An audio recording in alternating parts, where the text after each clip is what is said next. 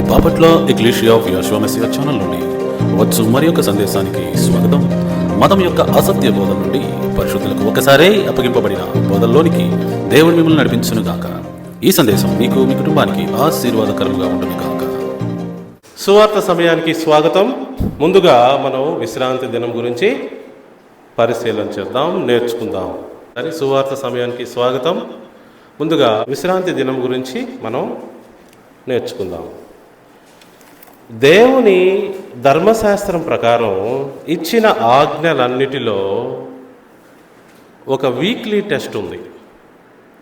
స్కూళ్ళల్లో, కాలేజీల్లో weekly test ఉన్నట్టు దేవుని బిడ్డలకు కూడా వారాంతపు పరీక్ష ఒకటి ఉన్నది. వారం పరీక్ష. ఈ పరీక్షని దేవుడు ఎవరికి ఇచ్చాడు? అరణ్యములో 40 సంవత్సరాలు జీవించిన ఇశ్రాయేలీలకు ఇచ్చాడు. ఆ తర్వాత వాళ్ళు రాజ్యము పొందుకున్నారు, రాజ్యంలోకి వచ్చేశారు. అక్కడ కూడా వారము ఈ యొక్క విశ్రాంతి దిన పరీక్ష వాళ్ళకి జరిగింది. చాలామంది విశ్రాంతి దినాన్ని ఫాలో అవ్వలేకపోయారు. చూడండి, మిగతా ఆజ్ఞలన్నీ ఒక ఎత్తు, విశ్రాంతి దినము ఒక ఎత్తు. ఎందుకంటే ఇది వారం పరీక్ష, వీక్లీ టెస్ట్ అన్నమాట. స్టూడెంట్స్, మీకు తెలుసు కదా వీక్లీ టెస్ట్ పెడతారు. మీ ప్రోగ్రెస్ ఏంటో చెక్ చేస్తారు. మరి మీరు ఎంతలో ఉన్నారో, మరి నెక్స్ట్ క్లాస్కి వెళ్ళాలా వద్దా, అవన్నీ కూడా వాళ్ళు వీక్లీ టెస్ట్ ద్వారా చూస్తారు. తండ్రి అయిన దేవుడు వీక్లీ టెస్ట్ ఎవరికి పెట్టాడో, ఎలా పెట్టాడో కొంచెం మనం వాక్యం ద్వారా చూద్దాం. ఓకే, నిర్గమకాండము 16వ అధ్యాయము 4వ వచనం. వారికి ప్రభువారు టెస్ట్ పెట్టాడు అనమాట. యెహోవా మోషేను చూచి, ఇదిగో నేను ఆకాశం నుండి మీ కొరకు ఆహారము కురిపించదను, వారు నా ధర్మశాస్త్రమును అనుసరించి నడుతురో లేదో అని నేను వారిని పరీక్షించునట్లు ఈ ప్రజలు వెళ్ళి ఏనాటి బత్తెము ఆనాడే కూర్చుకొనవలెను. గమనించారా? అందులో నా ధర్మశాస్త్రం అనుసరించి నడుతురో లేదో అని నేను వారిని పరీక్షించున్నట్లు ఈ ప్రజలు వెళ్ళి ఏనాటి బత్తెము ఆనాడే కూర్చుకొనవలెను. పరీక్ష ఏంటి మరి? 5వ వచనం. మరియు 6వ దినమున వారు తెచ్చుకొనిన దానిని సిద్ధపరచుకొనవలెను. వారు దినదినమున కూర్చుకునే దానికంటే అది 2 ఉండవలెను. 7వ రోజున కురవదనమాట మన్నా, 6వ రోజున 2 వీళ్ళు కూర్చుకోవాలి. కొంతమంది 7వ రోజున కూడా వెళ్ళారనమాట, పరీక్ష ఫెయిల్ అయ్యారనమాట. సో దేవుడు వీళ్ళకి ఇచ్చిన ఈ పరీక్షే ఈరోజు మనకు కూడా ఇస్తూ ఉన్నాడు. మనందరము కూడా ఈ విశ్రాంతి దిన పరీక్షలో, ఈ వీక్లీ టెస్ట్లో పాస్ అవ్వాలి. గత కొన్ని వారాలుగా మనం గమనిస్తూ ఉన్నాం విశ్రాంతి దినం గురించి. విశ్రాంతి దినము దేవునికి, దేవుని బిడ్డలకి మధ్య గుర్తు. ఈ గుర్తు మనం మెయింటైన్ చేయాలి. మరి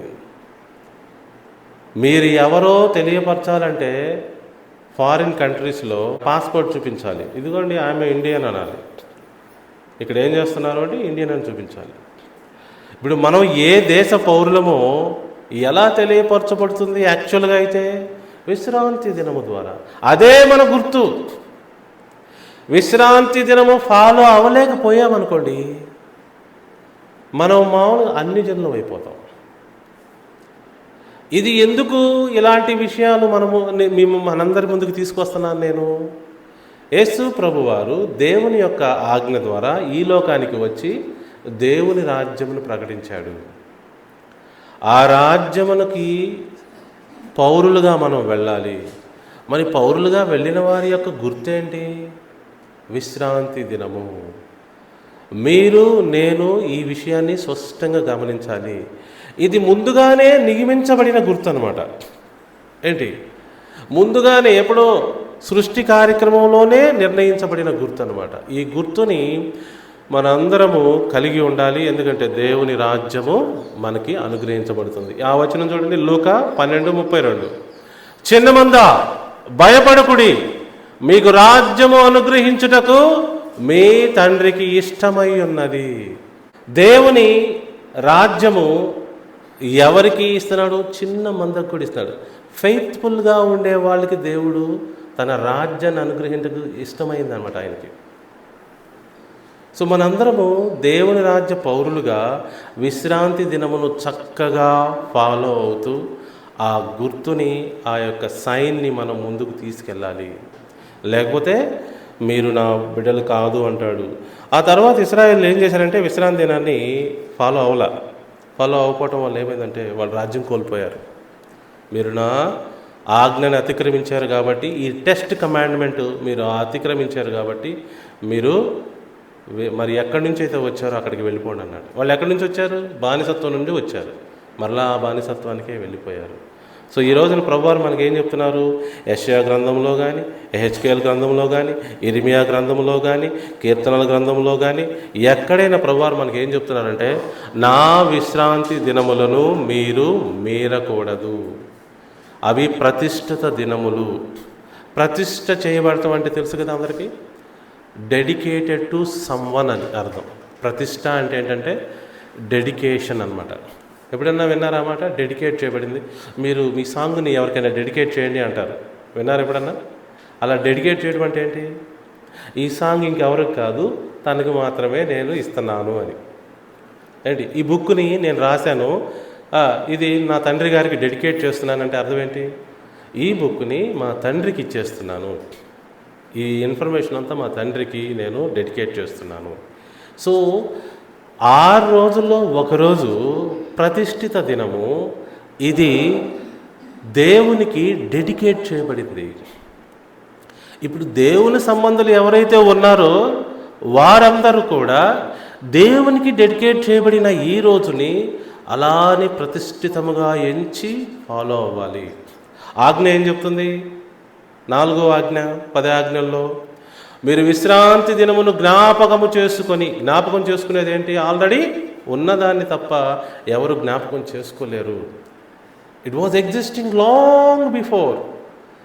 అబ్రహాం కంటే అందరికంటే ముందు సృష్టి ఆరంభంలోనే ఎగ్జిస్ట్ అయి ఉన్నది. అక్కడ ఉన్నదాన్ని ఇశ్రాయేలు కంటారు మీరు జ్ఞాపకం చేసుకోండి. విశ్రాంతి దినమును మీరకూడదు. ఇది వీక్లీ టెస్ట్ మనందరికీ. సో మన ప్రోగ్రెస్ ఎలా ఉందో ఇప్పుడు మనం తెలుసుకుందాం. ఎవరు దీన్ని మనస్ఫూర్తిగా ఫాలో అవుతున్నారు? ఎవరు దీన్ని ఇష్టపూర్వకంగా హృదయానుసారంగా ఫాలో అవుతున్నారు? అలా ఫాలో అవ్వాలంటే ముందు దాని యొక్క భావాన్ని తెలుసుకోవాలి. దాని వెనుకున్న దేవుని యొక్క ఇంటెన్షన్ ఏంటో తెలుసుకోవాలి. అది తెలియకుండా మనం ఎవరు హృదయానుసారంగా ఫాలో అవ్వలేము. దేవుని యొక్క సృష్టిలో, డిజైన్లో ఎక్కడ చూసినా రెస్ట్ ఉంది. ప్రభువారు పొలానికి కూడా 7వ సంవత్సరం రెస్ట్ ఇవ్వమన్నాడు. 6 సంవత్సరాలు నువ్వు పొలం బాగా పండించు, 7వ సంవత్సరం దానికి రెస్ట్ ఇవ్వాలి.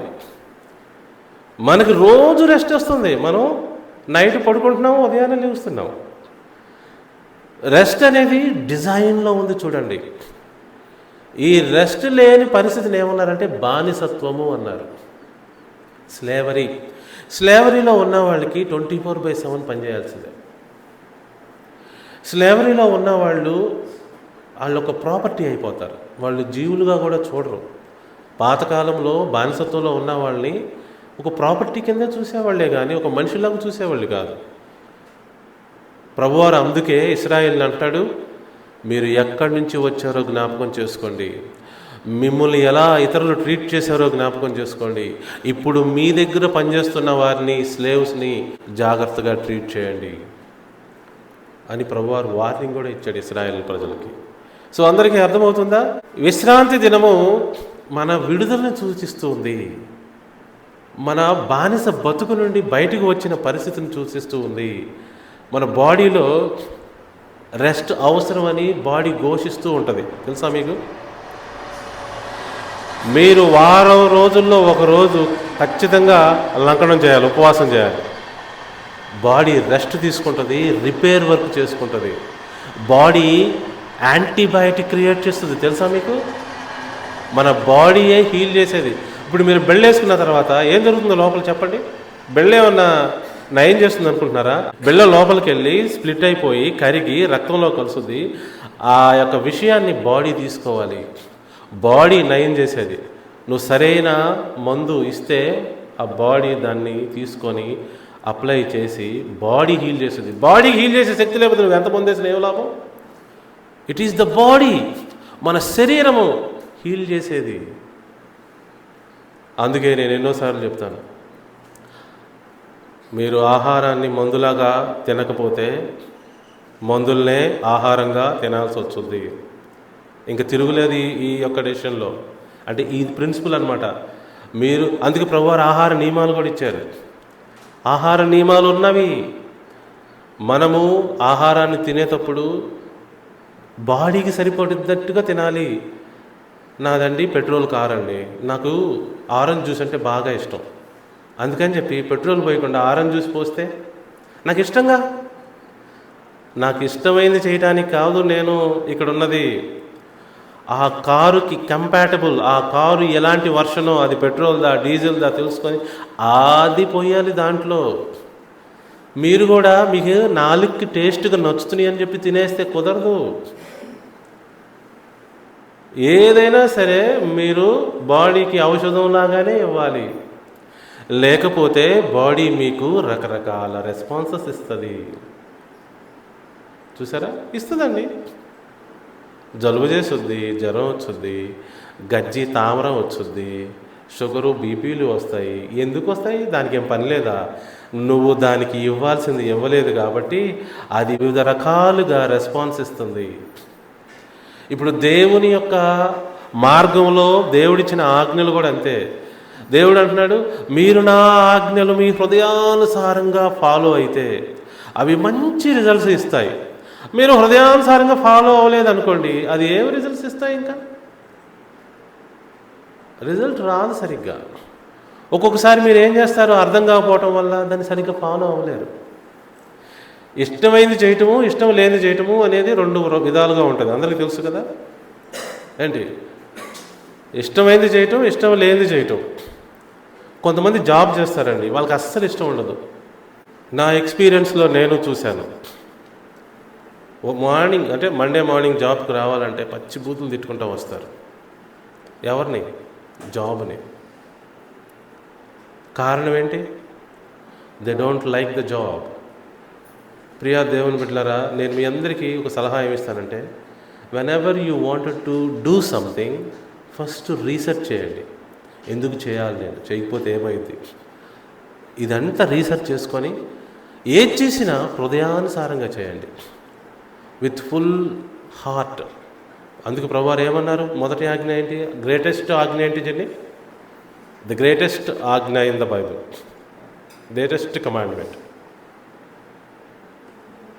ఎవరైనా నీ పూర్ణ హృదయముతో, నీ పూర్ణ ఆత్మతో, నీ పూర్ణ బలముతో నీ దేవుడైనా యెహోవాను ప్రేమించాలి. ఆ పూర్ణ హృదయం అంటే ఏంటి? నీకు అర్థం కావాలి. నీకు హృదయానుసారంగా ప్రేమించాలి, కానీ యాంత్రికంగా చేయొద్దు అంటున్నాడు. సో ఈ యొక్క టెస్ట్, వీక్లీ టెస్ట్లో ఎవరు పాస్ అవుతున్నారు, ఎవరు ఫెయిల్ అవుతున్నారు? ఫెయిల్ అవడానికి గల కారణం ఏంటంటే సబ్జెక్ట్ అర్థం కాలేదు. కొంతమంది స్టూడెంట్స్ బై హార్ట్ చేస్తారు, బట్టి బట్టి రాస్తారు. అప్పటికి చెల్లుద్ది, ఆ పరీక్షకి ఓకే అయిపోద్ది. 10 రోజులు అయిపోయిన తర్వాత ఆ ప్రశ్నకు సంబంధించిన క్వశ్చన్ నిన్ను అడిగితే అది అది అంటావు, అంతే. చెప్పలేవు. ఎందుకని? నువ్వు సబ్జెక్ట్ నేర్చుకోవాలా, బట్టావు. సో విశ్రాంతి దినం ఫాలో అయ్యేటప్పుడు కూడా సబ్జెక్ట్ నేర్చుకోండి. వై? ఎందుకు విశ్రాంతి దినం? ఎందుకు ప్రభువారు దీన్ని జ్ఞాపకం చేసుకోమని మళ్ళీ పరిశుద్ధంగా ఆచరించమంటాడు? ఎందుకు విశ్రాంతి దినానికి యేసు ప్రభువారు ప్రభు అయి ఉన్నాడు? ఎందుకు? ఇది మనుషుల కొరకే సృష్టించానంటాడు? ఎందుకు? ఇది ధర్మశాస్త్రంలో పెట్టాడు? ఎందుకు?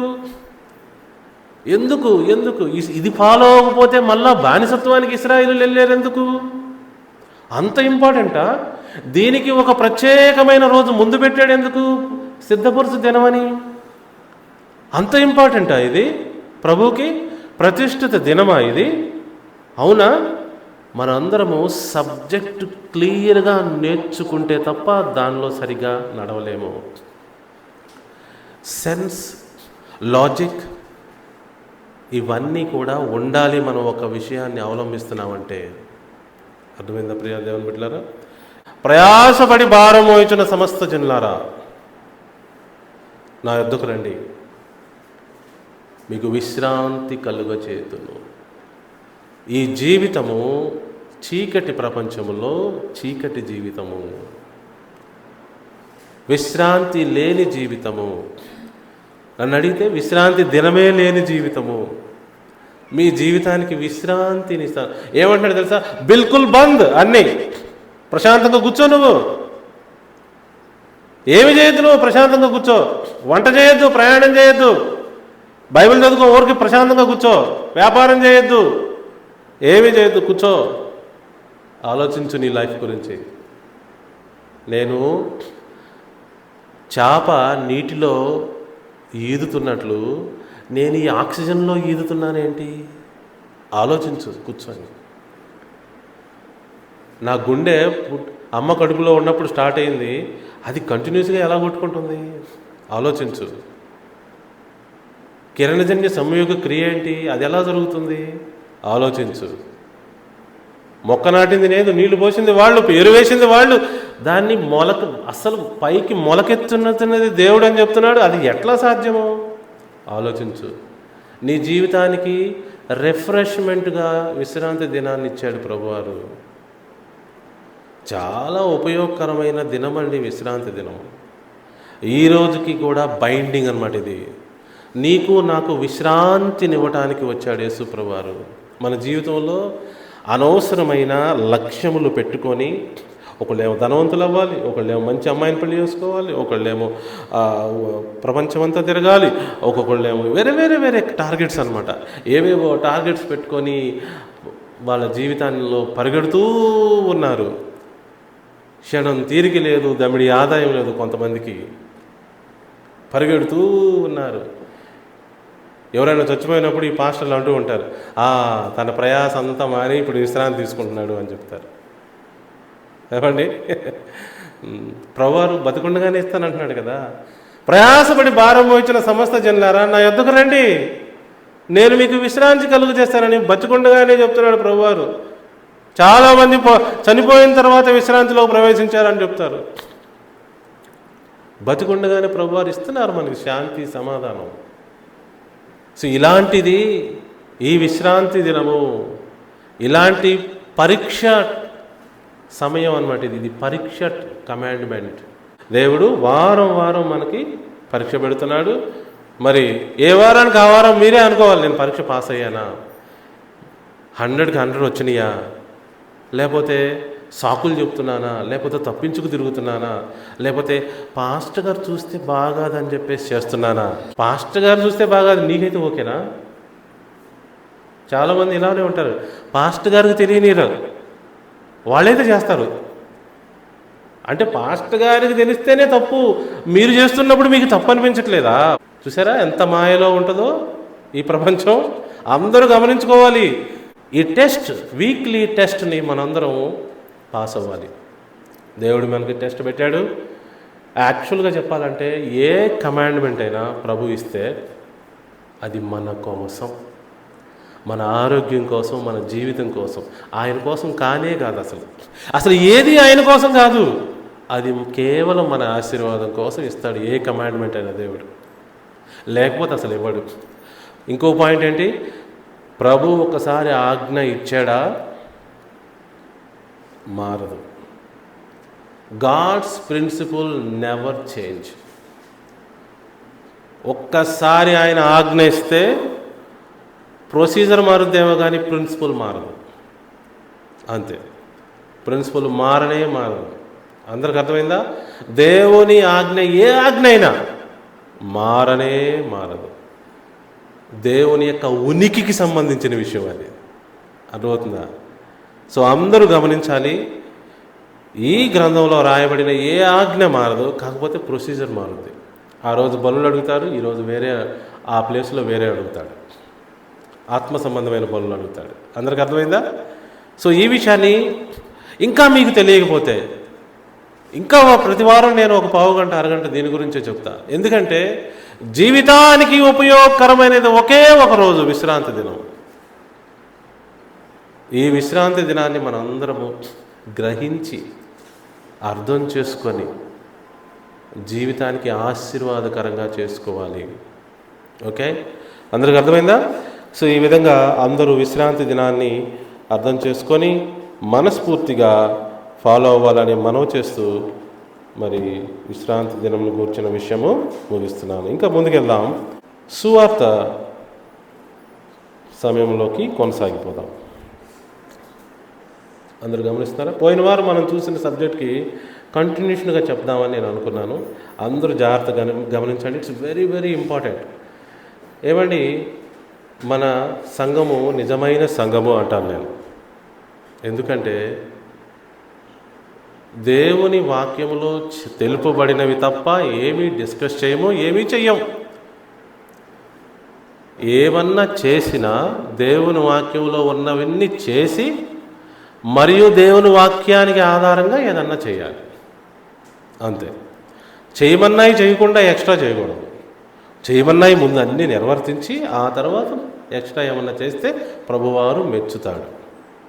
ఓకే, ఇచ్చిన అసైన్మెంట్ని చేయకుండా ఇంకో అసైన్మెంట్ చేస్తే ఏ సారు మెచ్చడు. అర్థమవుతుందా?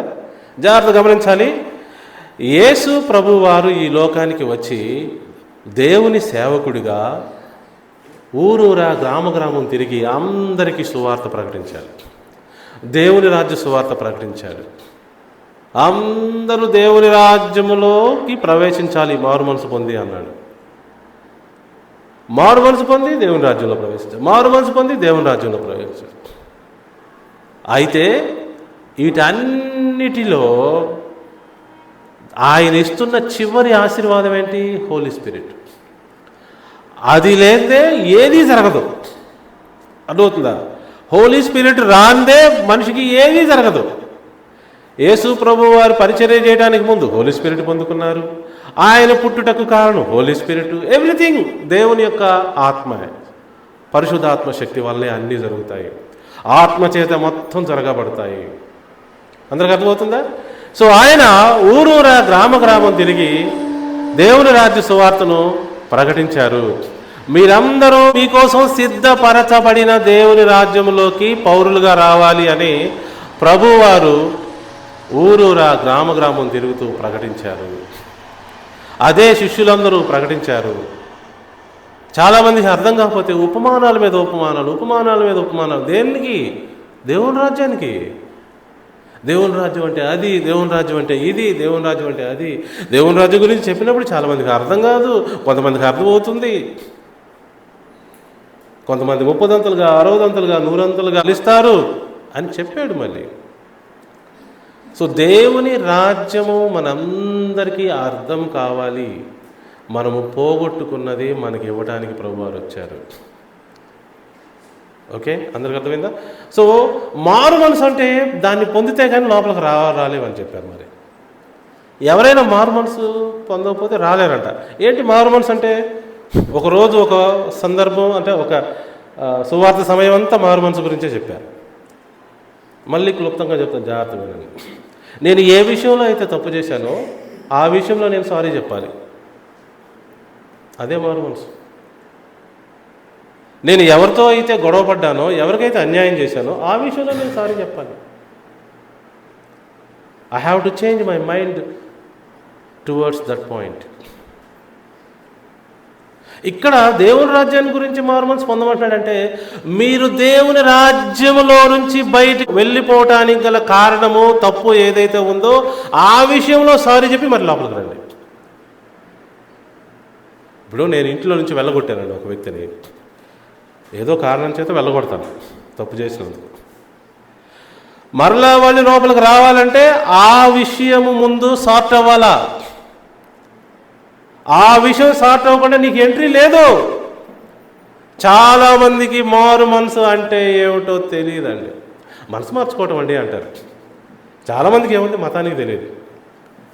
ఏమండి, మన బోల్డ్ స్టేట్మెంట్ అంటే మతములో ఉన్నవారు ఎవ్వరూ కూడా నీతిగా న్యాయంగా జీవించలేరు, పరిశుద్ధ జీవితాన్ని కొనసాగించలేరు.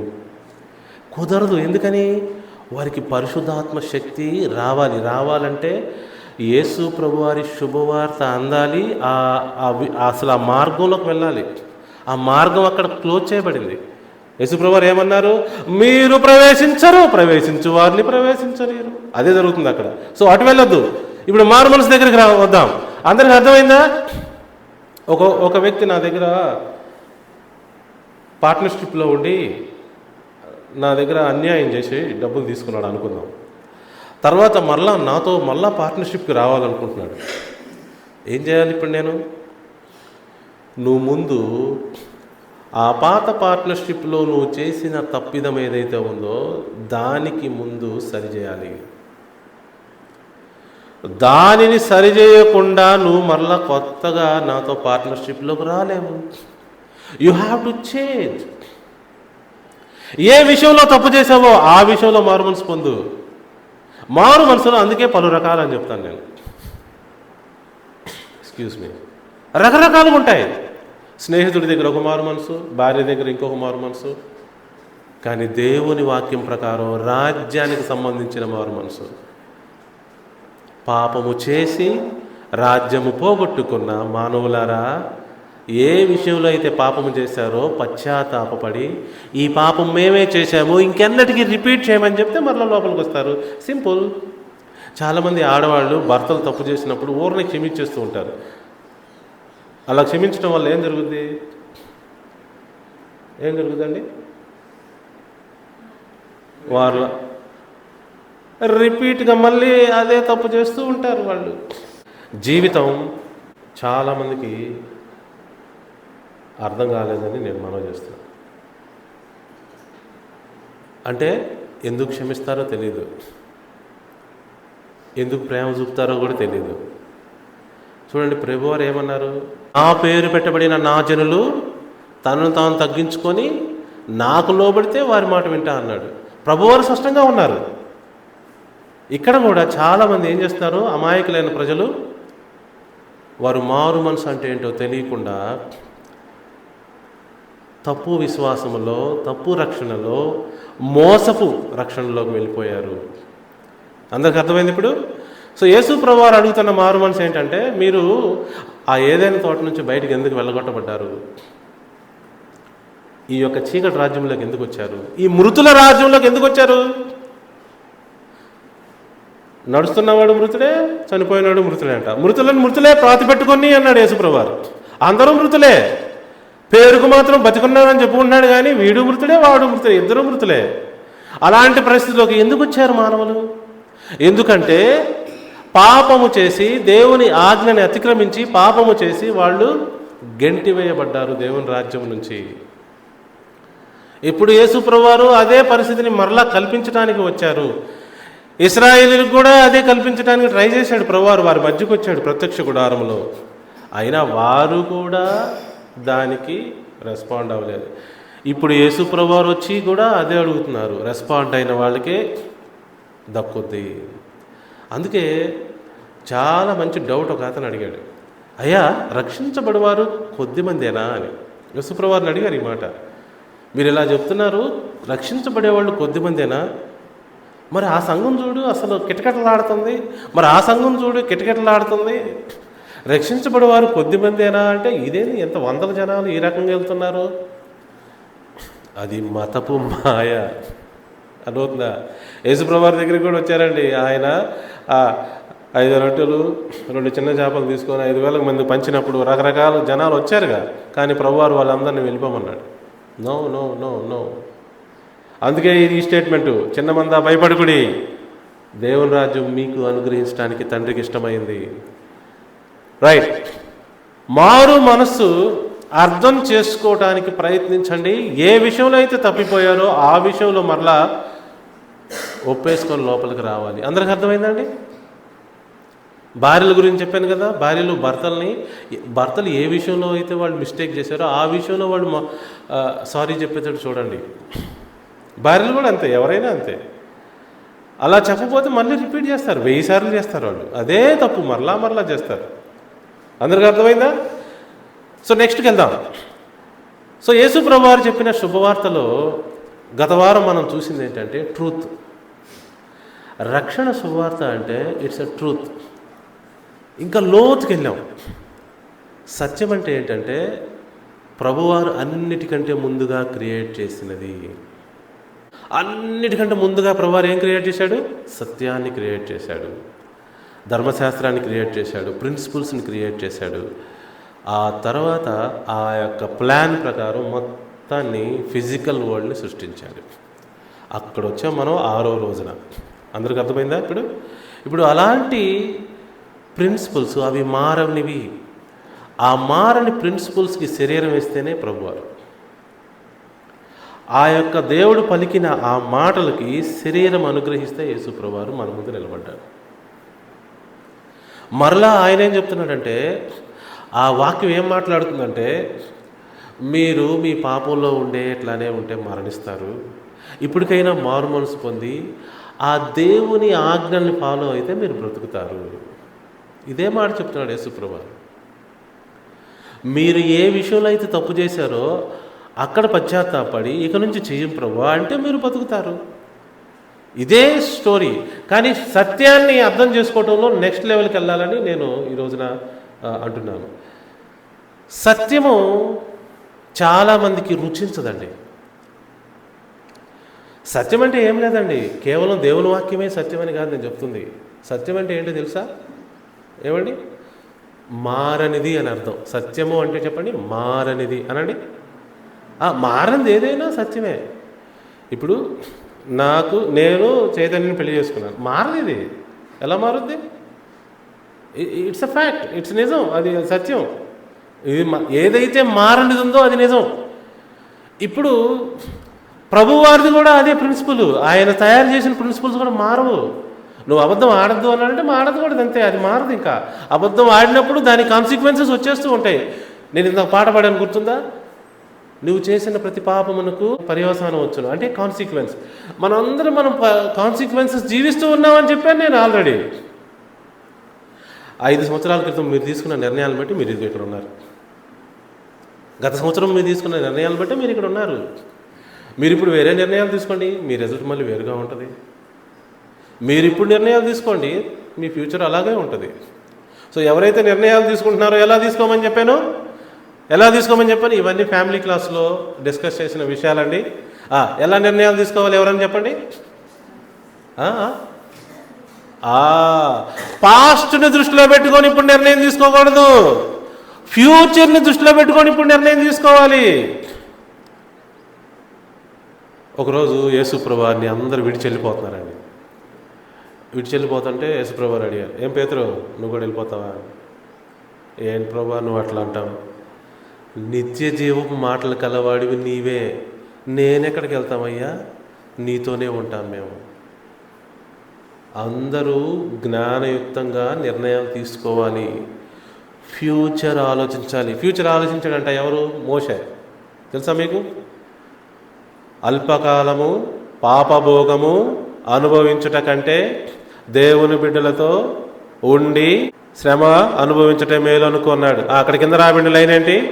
క్రీస్తు విషయమైన గొప్ప భాగ్యమని ఎంచుకొని తర్వాత ప్రతిఫలముగా కలుగు బహుమానములు యందు దృష్టి ఉంచాను. అది మీరు ఫ్యూచర్ని దృష్టిలో పెట్టుకొని ఇప్పుడు నిర్ణయాలు తీసుకోవాలి. ఫ్యూచర్ తెలియదండి, మాకేం తెలియదండి, అయితే నిర్ణయాలు కూడా తప్పు అయిపోతాయి అంతే. ఇంకా ఎవరు మాత్రం ఏం చేయలేరు. If you don't know what is your future holds, then you will take wrong decisions.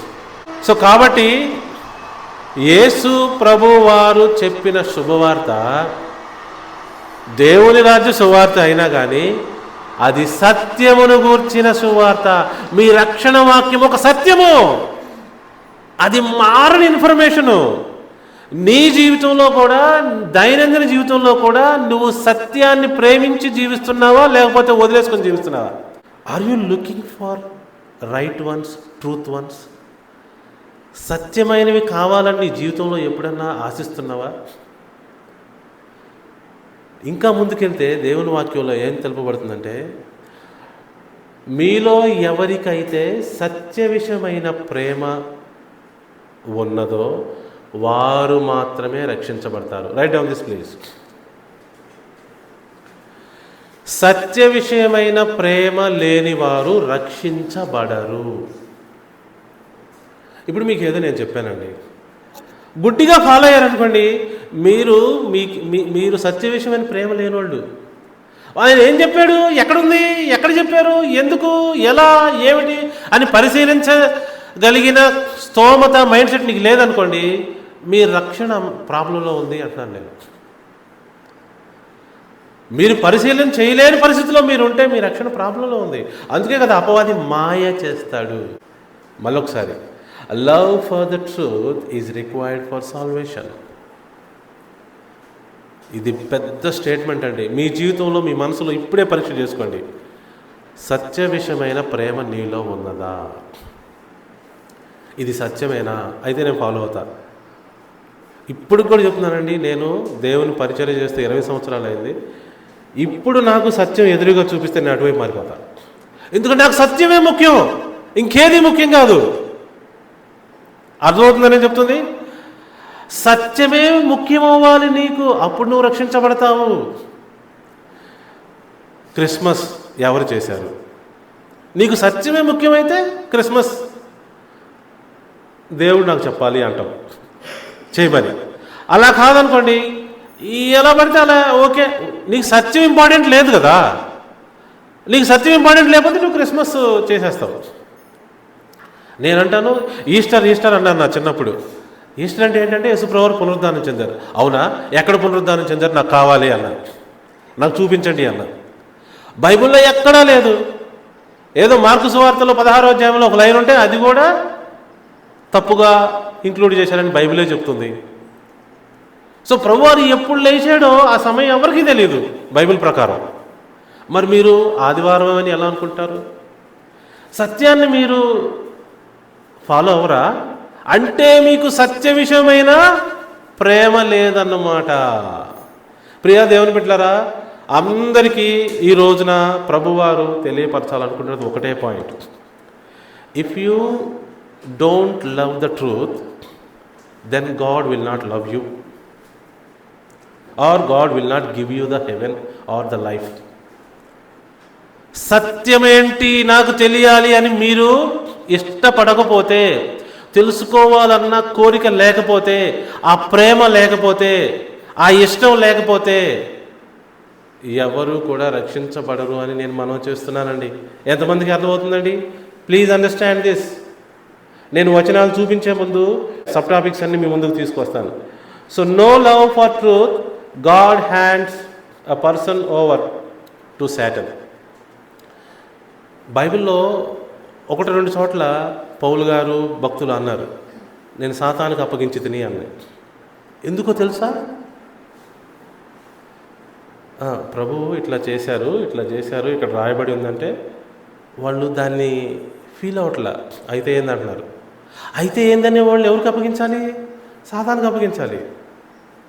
ఇప్పుడు మన రాజ్యాంగంలో రాయబడి ఉందండి, ఎవరైనా ఏ మతాన్నైనా ప్రకటించుకోవచ్చు, ఆర్టికల్ 25 అండి అని చెప్తే, అయితే తీసేయి, మా ఊర్లో మాత్రం ఎవరు చెప్పకూడదంటే, అంటే ఏంటి? You are not caring for the truth. నీకు రాజ్యాంగం వర్తించట్లా, నువ్వు అసలు ఇష్టమే లేకుండా పోతుంది నీకు. You are into different level of understanding. ఎంతమందికి అర్థమైంది?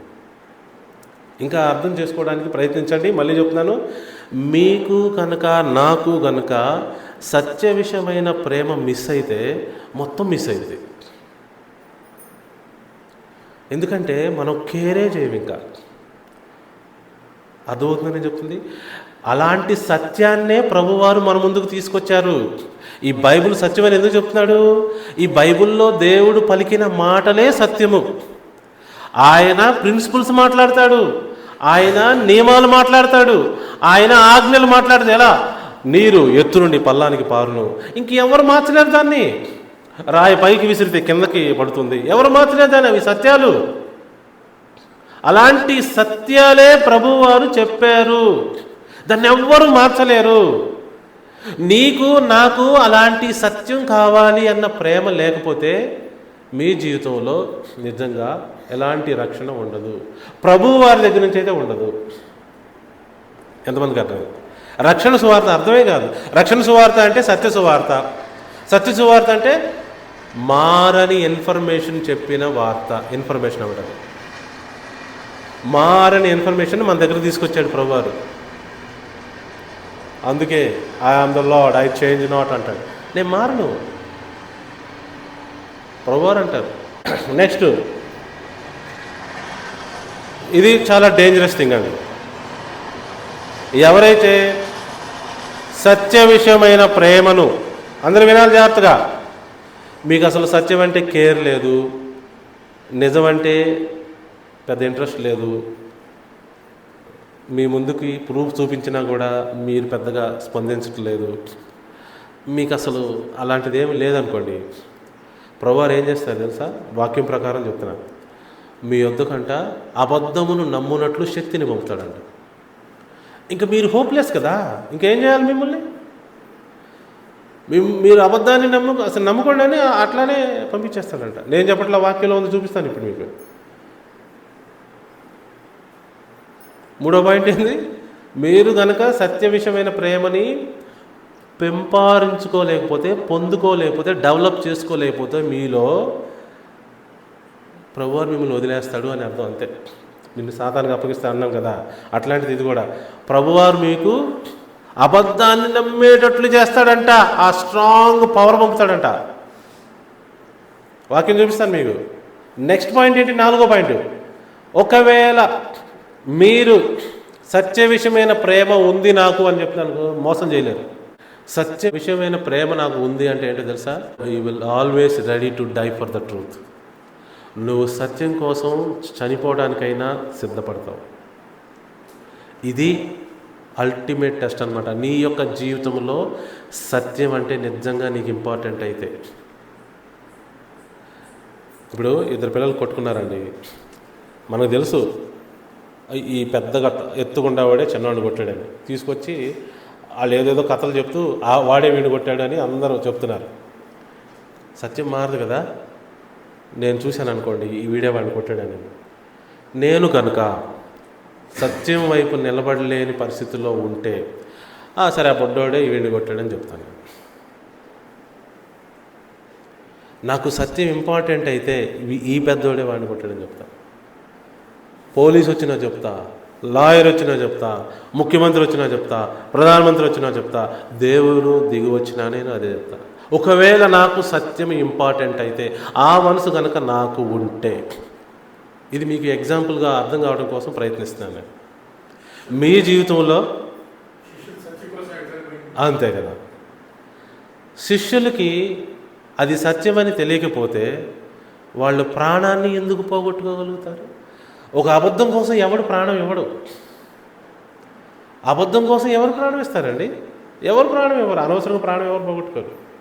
ఓకే, అందుకే గత వారం మీకు చూపించాను నేను. జీవవాక్యము ముందు నుంచి ఏదున్నదో అది మా ముందు ప్రత్యక్షమైంది. చూసాము, తాకాము, విన్నాము, ఎక్స్పీరియన్స్ అయినాము. ఇంకా మేము ఎక్కడికి పోతాం? సో ప్రియా దేవుని బిడ్డలారా, శిష్యుల సంగతి చెప్తున్నాను, మన సంగతి ఆలోచించమని చెప్తున్నాను నేను. If you are not ready to die for the truth, that means you are not caring for the truth. తెలుగులో ప్లీజ్.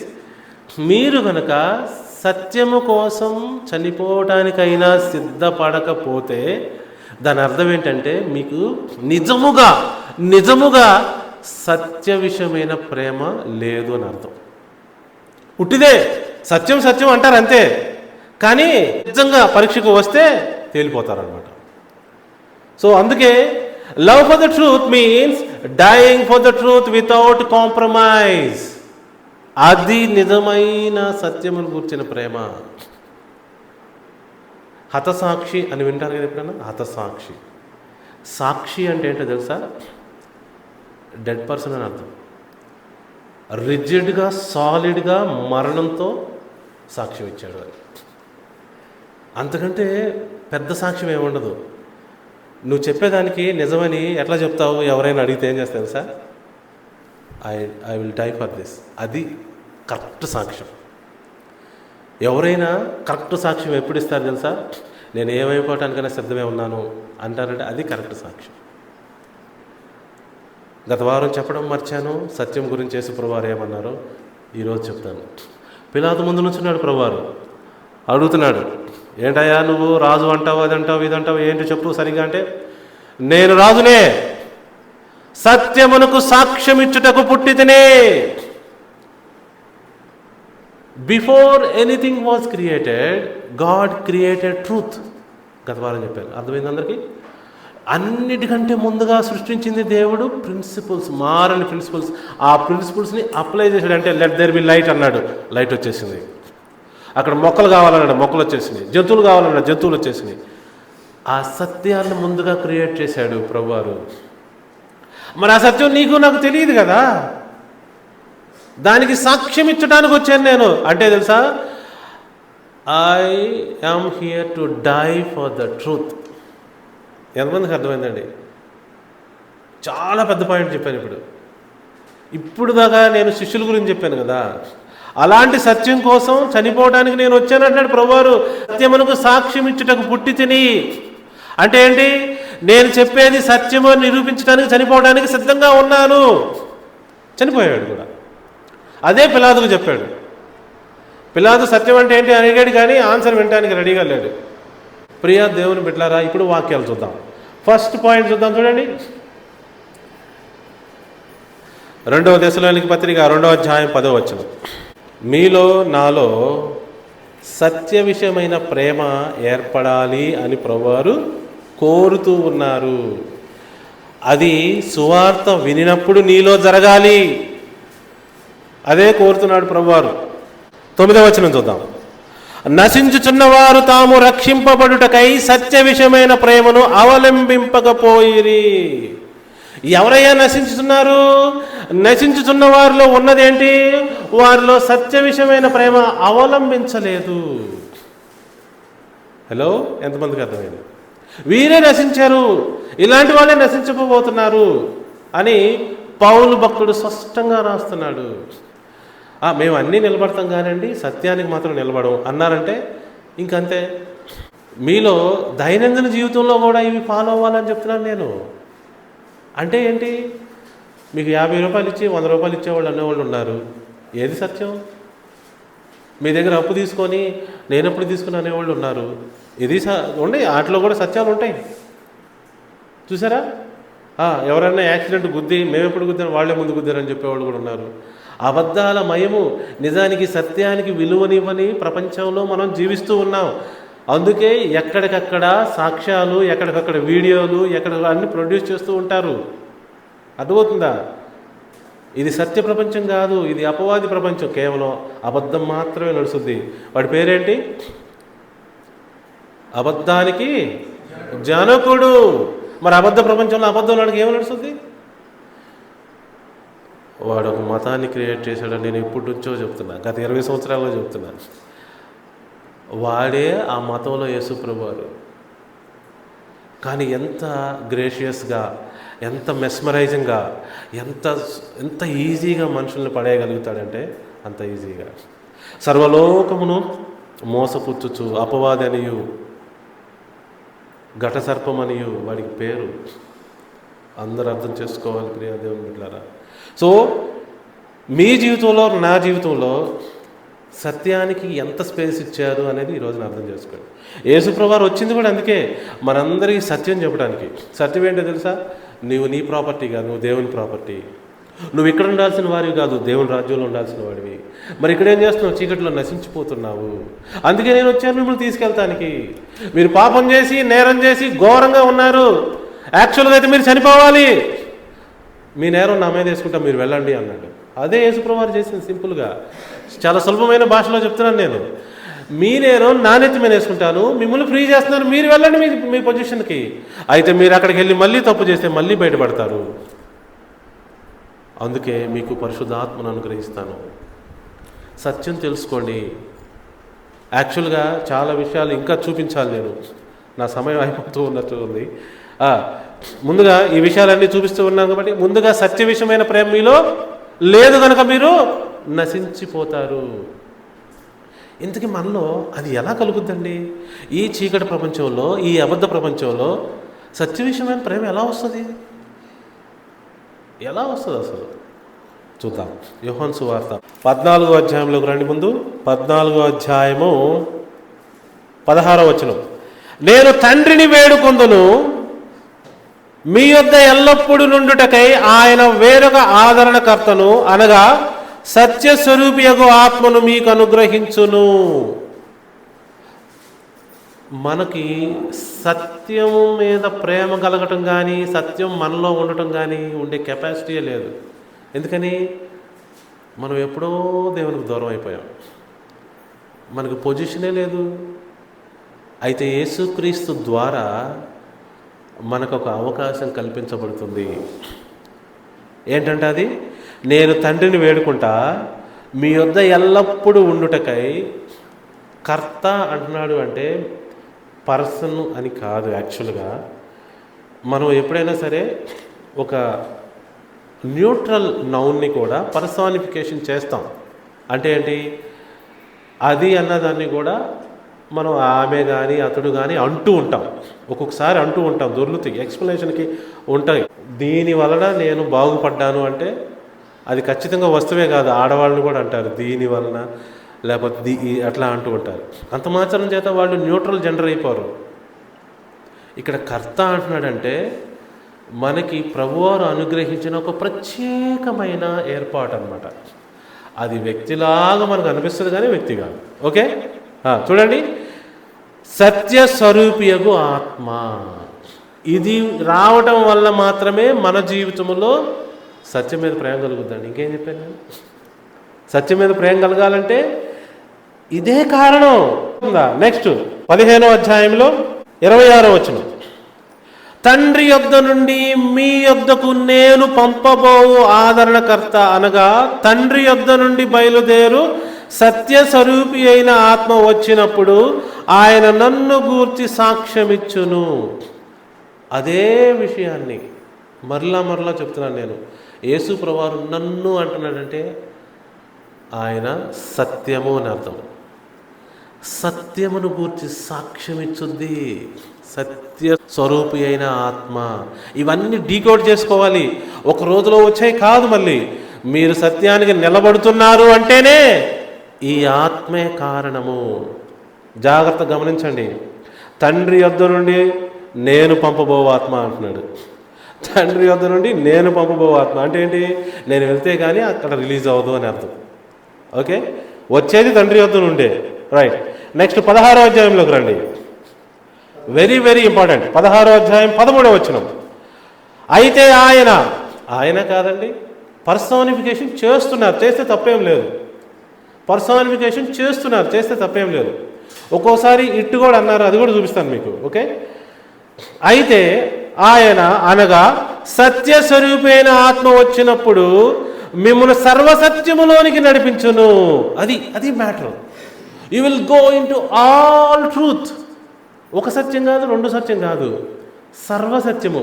ఆ సర్వసత్యం ఏంటంటే మనం ఎవరు, ఇక్కడ ఏం చేస్తున్నాం, ఈ సృష్టి ఎందుకు, ఆ నక్షత్రాలు ఎందుకు, ఆ దేవుని యొక్క సృష్టి, దేవుడు ఎవరు, ఏమై ఉన్నాడు, ఇవంతా ఏం జరుగుతుంది, ఈ అపవాది ఎవరు, ఇక్కడ యేసుప్రభువారు ఎందుకు రావాల్సి వచ్చింది, ఎందుకు చనిపోవాల్సి వచ్చింది, అసలు ఏం జరుగుతుంది ఇక్కడ, ఎందుకు జరుగుతున్నాయి, ప్రతి ఒక్కటి మనకి తెలియగలిగే అవకాశం సత్యస్వరూపైన ఆత్మ ద్వారా వస్తుంది. ఆల్ ట్రూత్ అన్నది ఇంగ్లీష్లో సర్వసత్యం. సర్వ అంటే ఏంటి? ప్రతి విధమైన సత్యం, ఇంకేం మిగలలేదని అర్థం. సో ఇలాంటి సత్యాన్ని ప్రభువారు మనకు అనుగ్రహిస్తారు. అప్పుడే మనకు అర్థమైంది. అప్పుడే అర్థమైందండి, విశ్రాంతి దినమా, ఓకే, ఫాలో అవ్వాలా, ఓకే, అబద్ధాలు ఆడకూడదా, ఓకే, వ్యభిచారం చేయకూడదా? ఓకే. దొంగతనం చేయకూడదా? అర్థమవుతుంది. లేకపోతే అర్థం కాదండి. ఏ ఎండకా గొడిగేయటమే అర్థమైంది.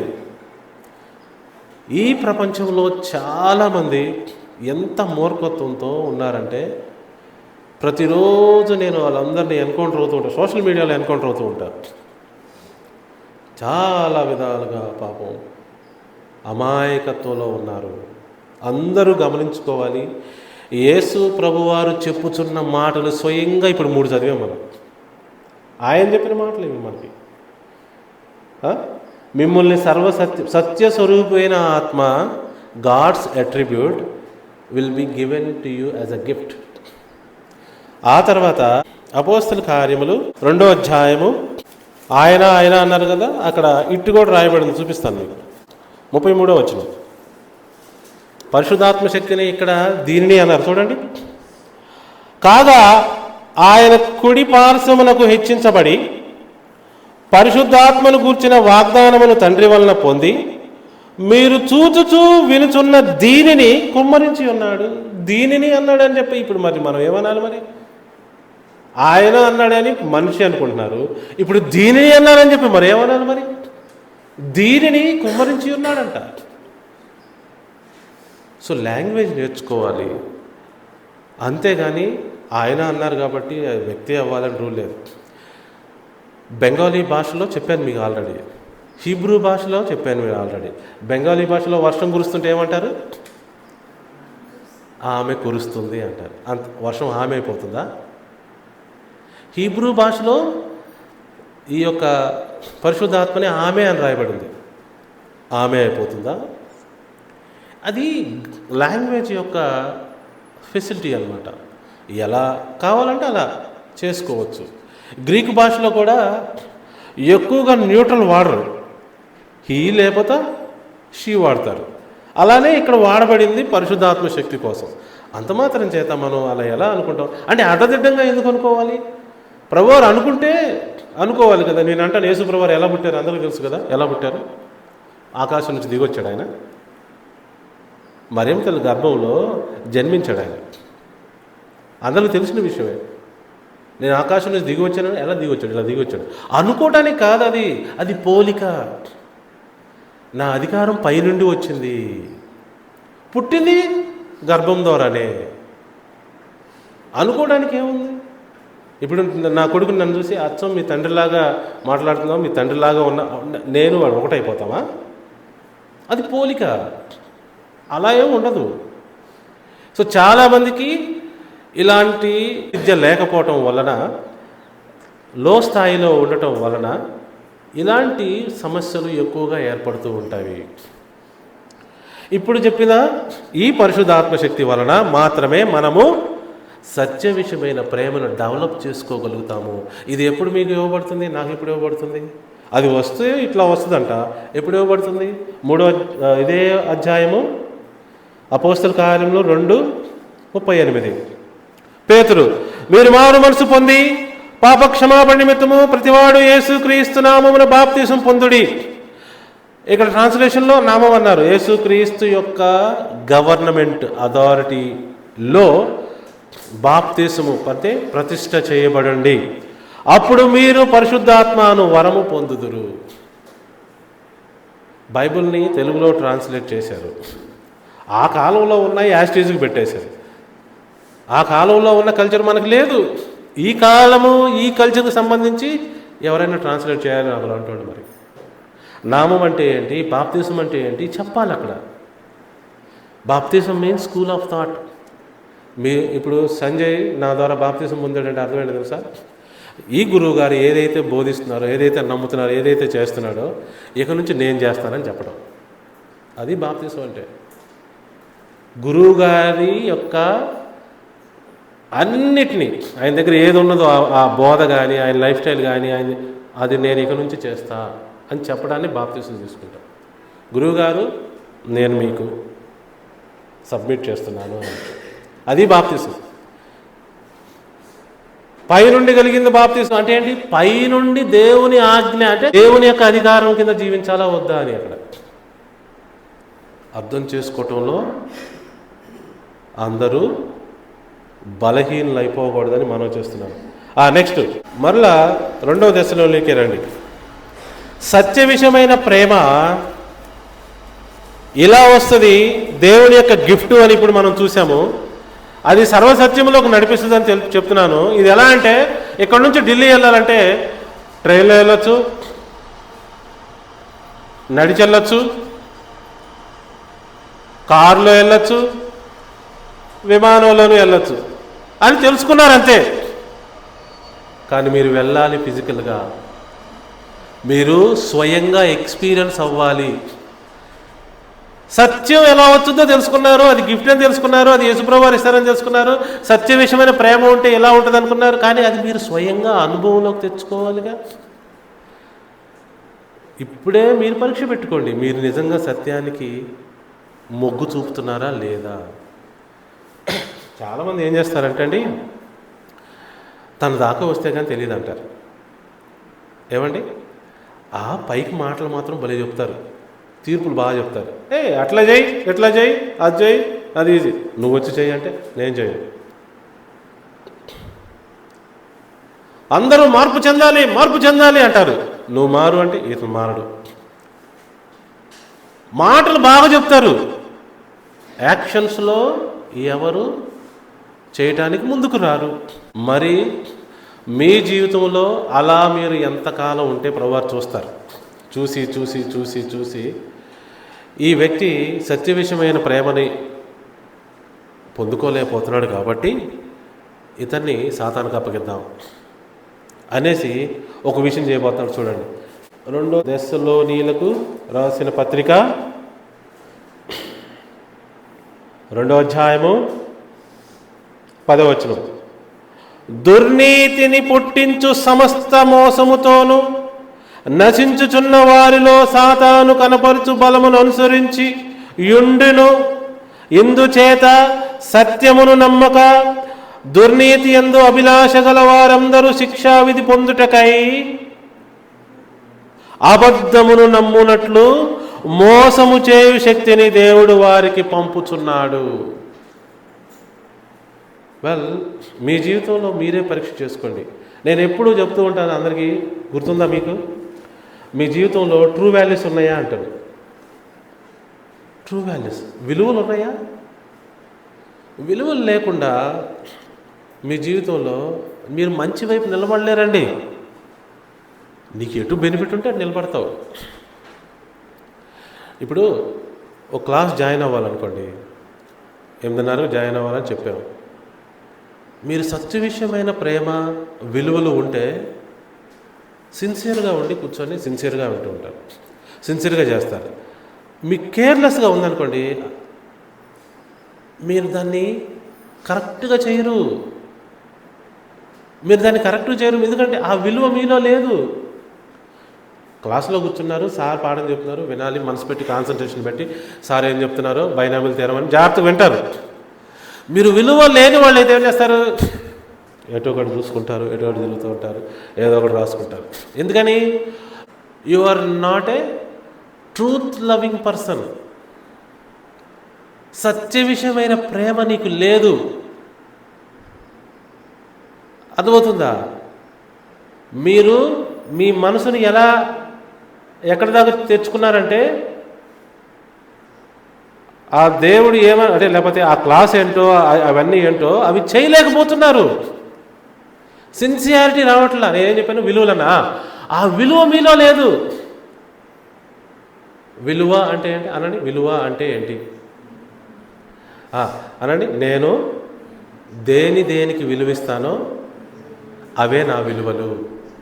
మీరు దేనికి విలువిస్తారు? క్లాస్కి విలువేయనుకోండి, మీకు విలువ లేదు దానికి. మీకు వాటర్ అంటే విలువ లేదనుకో పారబోస్తారు. ఆహారం అంటే విలువ లేదనుకోండి వేస్ట్ చేస్తారు. సమయం అంటే విలువ లేదనుకోండి వేస్ట్ చేస్తారు. మీకు విలువ లేదు. మీరు దేనికి విలువిస్తారు? డబ్బుకి విలువిస్తారనుకోండి, డబ్బు కోసం పరిగాపులు కాస్తారు, ఇంతే నుంచుంటారు. డబ్బు అంటే విలువగా. మీరు దేనికి విలువిస్తారు మీ జీవితంలో? అవే మీరు విలువలు. మీరు సిన్సియారిటీకి విలువ లేదనుకోండి, మీరెందుకు ఇస్తారు విలువ? మీకు లెక్కలేదు. లెక్క లేదు అంటే విలువ లేదు అని అర్థం. అంటే సత్య విషయమైన ప్రేమ లేదు అని అర్థం. ఇలాంటి వారిని ప్రభువారు ఏం చేస్తున్నారు? లాస్ట్లో ఏం చూడండి, అబద్ధమును నమ్మునట్లు మోసం చేసే శక్తిని దేవుడు వారికి పంపుతున్నాడు. అసలు రక్షించే దేవుడే శిక్షిస్తే ఇంకెవరైనా రక్షించగలరా? అది నా క్వశ్చన్. మనల్ని రక్షించే దేవుడే మనల్ని శిక్షిస్తూ ఉంటే ఇంకెవరు మనల్ని రక్షిస్తారు? ఆయనే అబద్ధాన్ని నమ్మే శక్తిని పంపిస్తే మన పరిస్థితి ఏంటి?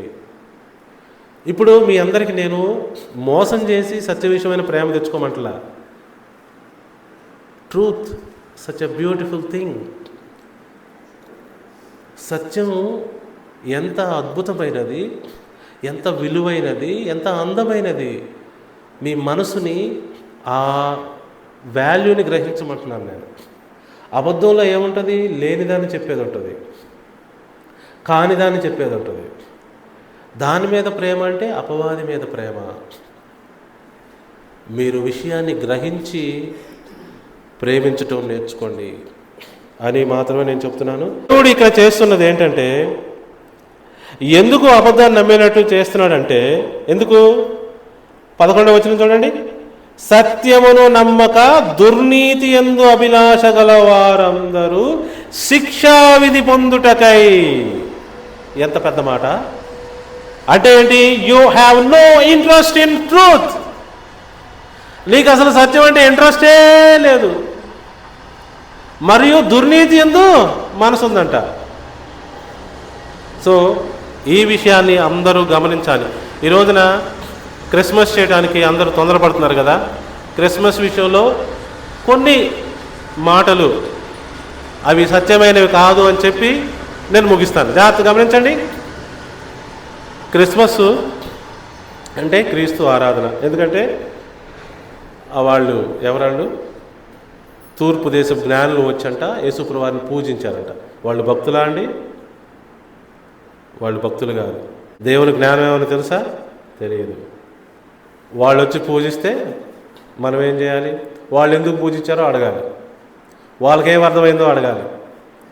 ఆ తర్వాత గొర్రెల కాపరులు వాళ్ళందరూ వచ్చి చూసినప్పుడు ఆకాశం నుండి దేవదూతలు కూడా స్తుతులు చెల్లించారు. ఎవరికి చెల్లించారు? యేసుప్రభువు వారికి చెల్లించారా? ఎవరికి? దేవునికి స్తోత్రం చేశారు. గొర్రెల కాపరులు కూడా ఎవరికి స్తోత్రం చేశారు? దేవునికి స్తోత్రం చేశారు. సరే చేశారు, సంవత్సరం చేశారా? నెక్స్ట్ ఇయరే చేశారా అండి? యేసుప్రభువు వారికి 2వ సంవత్సరం వచ్చింది సరే, అప్పుడు చేశారా? లేదే. మరి ఎందుకు చేస్తున్నారు మీరు? సత్యం ఏంటి? యేసుప్రభువు వారి తల్లిదండ్రులు కూడా ఆయన పుట్టినరోజు చేయలేదు, కానీ మీరు ఇంతగా చేస్తున్నారు ఏంటి? ఎవరు ఆజ్ఞాపించారు మీకు? ఎందుకు చేస్తున్నారు? సరే మీరు చేస్తే చేసుకున్నారా? ప్రపంచమంతటిని ఎందుకు డిస్టర్బ్ చేస్తున్నారు? అందరినీ చేయమని కూడా ఎందుకు బలవంతం చేస్తున్నారు? ఏం జరుగుతుంది? అర్థమవుతుందా నేను అడిగే ప్రశ్నకి సమాధానం చెప్పండి. క్రిస్మస్ అంటే క్రీస్తు ఆరాధన. యాక్చువల్గా తండ్రి అయిన దేవునికి ఆరాధన చెందాలి, క్రీస్తుకు చెందవలసిన ఆరాధన కూడా ఉంది. ఎలా అంటే ఆరాధన అనేది చెప్పిన రోజున చెప్తాను నేను. అది చాలా స్పష్టంగా అర్థమైంది మీ అందరికీ. ఆరాధన అంటే ఏంటో చెప్తే ఓకే. సరే, దూతల పాటలు పాడారు, మరి గొర్రెల కాపరుల పాటలు పాడారు, మరి ఆ తూర్పు దేశపు జ్ఞానులు పూజించారు, బంగారు బోళం సమర్పించారు, ఇవన్నీ చేశారు. ఎవ్రీ ఇయర్ చేశారా వాళ్ళు? ఎవ్రీ ఇయర్ చేయలేదండి. అది వన్ టైం ఈవెంట్. 33.5 సంవత్సరాల కాలంలో యేసుప్రభువు వారు ఈ యాక్షన్ రిపీట్ అయ్యిందా? రిపీట్ అవ్వలేదు. కనీసం కామన్ సెన్స్ అండి. తల్లిదండ్రులకు తెలియలేదు, యేసుప్రభువు వారికి తెలియలేదు, కనీసం ఆయన శిష్యుల కన్నా తెలియలేదండి ఈయనకి పుట్టినరోజు చేద్దామని. ఇప్పుడు మతం 4వ శతాబ్దంలో క్రియేట్ చేయబడి వాళ్ళు స్టార్ట్ చేస్తే పండుగని ఇక్కడ పాటిస్తూ ఉన్నారు. ఒకానొకప్పుడు అమెరికాలో ఈ పండుగ బ్యాన్ కూడా చేసేసారు. ఇది ప్యాగన్ ఫెస్టివల్ అని, ఇది అన్ని జనుల మత పండుగ, మనం చేయకూడదు అని. ఎందుకు చేయకూడదో చెప్తున్నాను నేను. అన్యజనుల ఆచారములు మీరు చేయకూడదు అని ప్రభువారు స్పష్టంగా చెప్తున్నారు. ఇంకా యేసు ప్రభువారికి జోల పడతారు. ఏంటండి యేసు ప్రభువారికి జోల పడేది? యేసు ప్రభువారు ఇప్పుడు మన చేత జోల పాడించుకోవాలా? ఆయన చిన్నపిల్లోడా? ఆయన తండ్రి కుడిపార్శ్వన ఉన్నాడు. తండ్రి చెప్పిన ఆజ్ఞలన్నింటినీ పాటించుతూ ఉన్నాడు. మన కోసం ఒక లాయర్గా ఉన్నాడు. ఇప్పుడు ఆయనకి జోల పాడాలా మనం? ఏం మాట్లాడుతున్నారండి? క్రిస్మస్ పండుగ 4వ శతాబ్దంలో మతము తయారైంది. అప్పటి నుంచి ఇది చేయడం మొదలెట్టింది. వాళ్ళు ఏం చేశారంటే యేసు ప్రభువారికి డివినిటీ ఇచ్చారు. అంటే ఏంటి చెప్పండి? మేము యేసు ప్రభువారికి దైవత్వాన్ని ఆపాదిస్తున్నాము. దేవుడు ఒక్కడు కాదు, ముగ్గురు. అందులో ఒక ఆయన యేసు ప్రభువారు. కాబట్టి ఈయన కూడా దేవుడు, కాబట్టి ఈయన కూడా ఆరాధన కావాలి. కాబట్టి క్రైస్ట్ ప్లస్ మాస్ అంటే క్రీస్తు ఆరాధన స్టార్ట్ చేస్తున్నాము. ధూపాలు వేస్తాము, క్యాండిల్స్ వెలిగిస్తాము అని స్టార్ట్ చేసి వాళ్ళు తీసుకొచ్చారు. ఇది స్టోరీ. బైబిల్లో ఎవ్వరూ చేయలేదు. పైగా ఈ క్రిస్మస్ ట్రీ అంటారు చూడండి చాలామంది. అది ఇర్మియా గ్రంథం 10వ అధ్యాయంలో ఉంటుంది కదా, చూడండి. క్రిస్మస్ ట్రీ అలా చేయొద్దని చెప్పాడు ప్రభువారు. క్రిస్మస్ అనేది కేవలము మతంలో ఏర్పాటు చేయబడిన ఒక మత పండుగ, మానవులు సృష్టించిన పండుగ.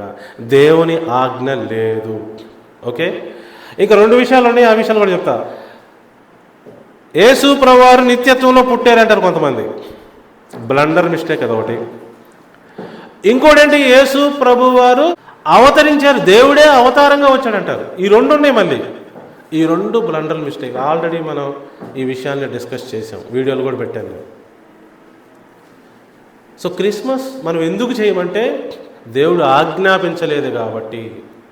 పైగా దాని యొక్క ఉనికి, దాని యొక్క పుట్టు పూర్వత్వాలు అన్య దేవతలతో, అన్య దేవుళ్లతో లింక్ అయి ఉంది కాబట్టి అసలే చెయ్యము. యేసుప్రభువారు పుట్టారు, జ్ఞాపకం చేసుకుందాం, ఓకే పుట్టారని అనుకుందాం, జాయ్ ఫీల్ అవుదామంటే ఓకే ఫీల్ అవ్వచ్చు. ఎందుకంటే దేవుడు మానవులకి ఇచ్చిన ఒక రక్షణ కార్యాన్ని అదిగో అక్కడ పెట్టాడు మన కోసం, ఒక కుమారుని అనుగ్రహించాడు. కాబట్టి అందులో బట్టి మనం ఫీల్ అవ్వచ్చు, హ్యాపీ. కానీ ఇది అన్య దేవతల దేవుళ్లతో లింక్ చేశారే. ఈయన్ని పూజించటం అన్య మత దేవతల్ని, ఆ సాటర్నలియా, ఆ రోమా మతములో ఉన్న దేవుళ్లతో లింక్ చేశారే, అక్కడ వచ్చింది ప్రాబ్లము. ఇంకా అసలు మనం చేయకూడదు. ఇంకా తర్వాత మనందరము గమనించాల్సింది అంటే పుట్టినరోజులు బైబిల్లో ఎవరు చేసుకున్నారు? యూదులు చేసుకున్నారా? చేసుకోలేదు. యేసుప్రభువారు చేసుకున్నారా? చేసుకోలేదు. శిష్యులు చేసుకున్నారా? చేసుకోలేదు. పుట్టినరోజులు మన బైబిల్లో ఎవరు చేయలేదు. పుట్టినరోజులు కూడా ఇప్పుడు ఎవరైనా కనీస జ్ఞానంతో స్టడీ చేస్తే దాని పుట్టు పూర్వత్వాలు కూడా బయటపడతాయి. ఏ దేవతకి, ఏ దెయ్యాలకి అసలు ఏం జరుగుతుంది పుట్టినరోజు అప్పుడు అని. అందుకే ప్రభువారు అవన్నీ చేయొద్దు అంటాడు. ఏంటి ప్రభువారు మనం చేయొద్దనేది ఒకటే, ఏంటో తెలుసా? దెయ్యముల పండుగలు చేయవద్దు, దెయ్యముల ఆచారములు చేయవద్దు, దెయ్యముల జ్ఞానము వద్దు అని యాకోబు పత్రికలో స్పష్టంగా రాయబడి ఉన్నది. అందుకే వద్దంటుంది బైబిల్, అందుకే వద్దంటున్నాడు ప్రభువారు. లేకపోతే నువ్వు చేసే మంచిని ఎప్పుడు కాదండు. నువ్వు ఈ రోజున 100 మందికి భోజనం ఫ్రీగా పెట్టావనుకో, ప్రభువు ఓకే ఆశీర్వదిస్తాడు. కానీ అది ఒక దేవతకి నైవేద్యం అని చెప్పావనుకో, అక్కడే ప్రాబ్లం వస్తుంది. మీరు ఫ్రీగా మీ డబ్బులను నలుగురికి పంచండి, దేవుడు సంతోషిస్తాడండి. దాన గుణంలో ముందుకెళ్తున్నానయ్యా, నలుగురికి నాకున్నది పంచుతున్నాను, ఓకే వెరీ గుడ్, ఫెంటాస్టిక్. కానీ ఒక దేవత, ఒక దెయ్యము, లేకపోతే ఆ యొక్క అన్యజనుల మత ఆచారం ప్రకారం చేస్తున్నారు అనుకోండి, అక్కడే తేడా కొట్టుద్ది. ఇది మనం అందరం ఈ రోజున అర్థం చేసుకోవాలి. సో ఫైనల్గా ఏమడుగుతున్నాను, ఇన్ని విన్న తర్వాత కూడా మీలో సత్య విషయమైన ప్రేమ ఉందా, లేకపోతే కేర్లెస్నెస్ ఉందా? నాకు సత్యం కావాలి, నేను సత్యం ఫాలో అవ్వాలి, నేను సత్యం వింటాను, సత్యమే ఫాలో అవుతాను అన్న మనసు వస్తుందా, లేకపోతే ఏదైతే ఏమైందిలే ఇప్పుడు అన్న మనసు వస్తుందా? మరీ ఎందుకు ఇది చిన్నదానికి కూడా ఎలా అయిపోతారు అన్న మనసు వస్తుందా? చాలామంది చాలా రకాలుగా అంటారండి. ఇప్పుడు మా డాడీ దగ్గరికి వెళ్ళాను అనుకోండి, ఆయనకి పుట్టుపూర్వత్వాలు ఏం తెలిసేవి కాదు. బర్త్డే చేసుకోవాలేనా, ఒక కేక్ తెచ్చి పిల్లడు నోట్లో పెడతానికి ఏం తింటా నువ్వు ఇప్పుడు అంటాడు. ఆయనకి అంతవరకే అర్థమైంది. పుట్టినరోజు అంటే ఏంటి ఆయన దృష్టిలో? ఒక మంచి కేక్ తీసుకొచ్చి పిల్లాడికి హ్యాపీగా ఫీల్ చేయటం. మేము ఎందుకు చేయట్లేదు అన్నది పాపం మా ఫాదర్కి అక్కడ చెప్పినా కూడా వింటలేదు. సో కాబట్టి క్రిస్మస్ చుట్టూ చాలామంది చాలా ఆర్గ్యుమెంట్ చేస్తారు ప్రపంచవ్యాప్తంగా. ఇవన్నీ కాదండి, అందరినీ ఒకటే ప్రభువారు ఈరోజు అడుగుతున్నారు, నీకు సత్య విషయమైన ప్రేమ ఉన్నదా? నాకు ఇంకా ఒక 2-3 పేజీలు ఇన్ఫర్మేషన్ ఉంది, చెప్పమంటారా? మరి చెప్పేదా? ఆన్లైన్లో ఉన్నవాళ్ళు ఓపికతో కూర్చుంటారా? ఇంకొక 2 పేజీలు ఉన్నాయి నా దగ్గర. రైట్. సో కాబట్టి అది ఎప్పుడన్నా సమయం ఉన్నప్పుడు కంటిన్యూ చేస్తాను. దేవుడు మనందరినీ ఇంటలెక్చువల్స్ కావాలంటున్నాడు, తెలియగలగా వారిగా ఉండాలంటున్నాడు. నువ్వు ఏం చేసినా కూడా సత్య పరిశోధన చేయగలిగిన కెపాసిటీ తెచ్చుకోమంటున్నాడు. చాలామందికి ఇక్కడ సత్య పరిశోధన చేయగలిగిన కెపాసిటీ లేదండి. సత్యం అంటే ఏంటో తెలుసుకోగలిగిన ఆ సామర్థ్యం లేదు. అందును బట్టి వాళ్ళు ఏం చేస్తున్నారు? చేతులు ఎత్తేస్తున్నారు. ఏదో ఒకటి కానీ అంట. చూసారా, ఏదో ఒకటి కానీ. ఎందుకని? They don't have the capacity to do the సత్యాన్వేషణ.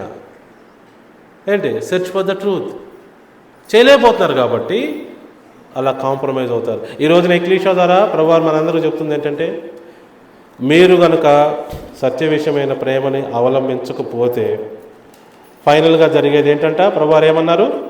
అబద్ధమును నమ్మునట్లు మోసము చేయ శక్తిని దేవుడే వారికి పంపుతాడు అని మరి లేఖనం ద్వారా భక్తుడు చెప్తున్నాడు. కాబట్టి అందరూ జాగ్రత్త వహించి ఎవరి జీవితాల్లో వారే సత్య విషయమైన ప్రేమని పరిశుద్ధాత్మ శక్తి ద్వారా అనుదినము పెంపొందించుకుంటూ నిలబడాలని కోరుకుంటూ ఈ యొక్క సువార్త సమయ సందేశాన్ని ముగిస్తున్నాను. చూడండి, సత్యంలో నిలబడటం అనేది ఎవరో నేర్పితే రాదు, మీరే డెవలప్ చేసుకోవాలి. It is for you. ఏంటి? ఇంకొకరిని బట్టి దేవుడు మిమ్మల్ని తీర్పు తెచ్చాడు, నిన్ను బట్టే నిన్ను దేవుడు తీర్పు తెరుస్తాడు. Okay, thank you all for joining today. మరలా వచ్చేవారం ఇదే సమయానికి కలుసుకుందాం. అంతవరకు సెలవు.